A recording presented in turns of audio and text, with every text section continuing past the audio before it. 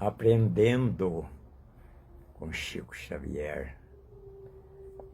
Mais uma lição a pedido de uns companheiros ainda sobre os animais. Já fizemos 3 vídeos, vamos fazer mais um. Agora com Allan Kardec, na obra básica da doutrina, que é o Livro dos Espíritos. É a pedra angular do Espiritismo.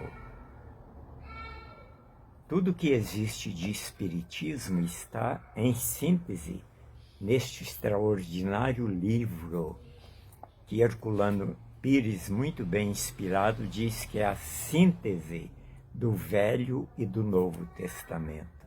Realmente. A questão 595. Vejamos a pergunta do codificador. Os animais têm o livre-arbítrio de seus atos?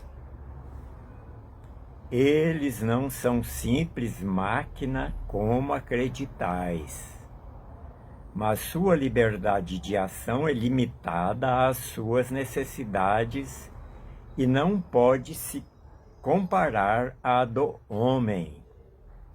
Sendo muito inferiores ao homem, eles não têm os mesmos deveres. Sua liberdade está restrita aos atos da vida material. Questão 596. De onde provém a aptidão de certos animais para imitar a linguagem do homem? E por que essa aptidão se encontra antes nas aves que no macaco, por exemplo, cuja conformação tem mais analogia com a sua?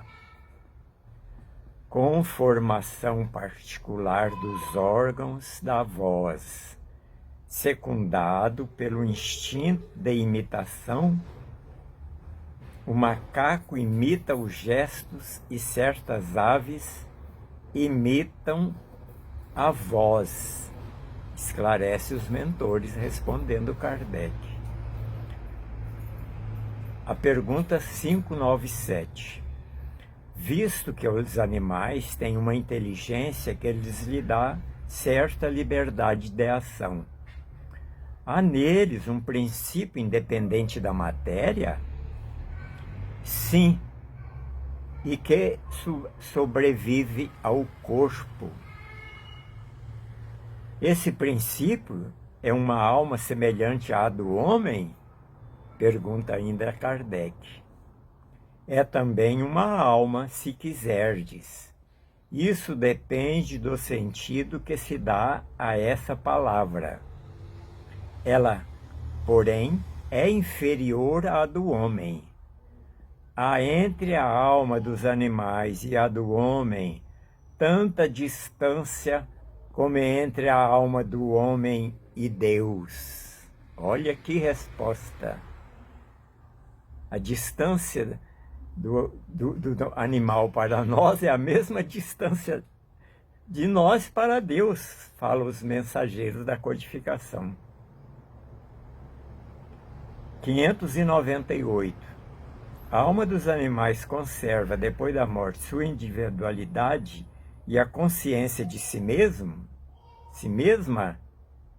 Sua individualidade, sim, mas não a consciência do seu eu. A vida inteligente permanece no estado latente.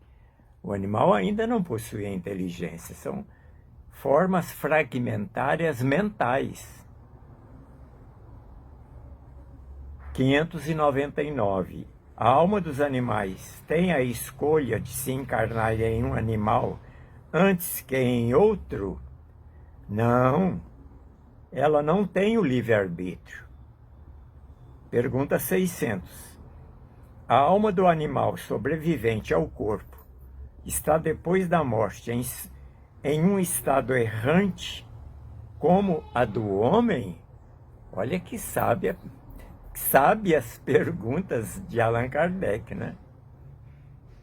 É uma espécie de erraticidade, visto que não está unida ao corpo, mas não é um espírito errante.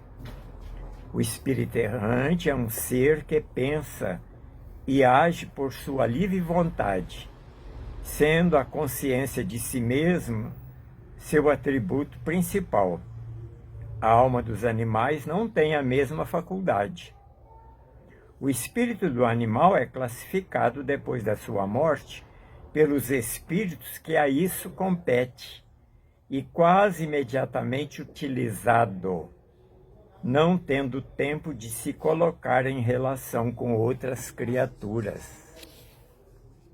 601. Os animais seguem uma lei progressiva como o homem? Sim. E é por isso que nos mundos superiores, onde os homens são mais avançados, animais o são também, tendo meios de comunicação mais desenvolvidos. Mas eles são sempre inferiores e submissos ao homem. São para ele servidores inteligentes. Não há nisso nada de extraordinário. Imaginemos nossos animais, os mais inteligentes, o cão, o elefante, o cavalo, com uma conformação apropriada aos trabalhos manuais que não poderiam fazer sob a direção do homem. 602. Os animais progridem como o homem pelo fato de sua vontade ou pela força das coisas? Pela força das coisas. Por isso, para eles não há expiação. A gente sabemos, amigos, que os animais não possuem pensamento contínuo. As nossas últimas experiências no reino animal é no símio, no macacoide. Porque são os animais que o pensamento vai mais longo. Depois do símio, do macacoide, o espírito reencarna na espécie hominal como um homem primitivo. Aí ele adquire pensamento contínuo. Que Jesus, nosso divino amigo e orientador celeste, nos abençoe. Até outro vídeo.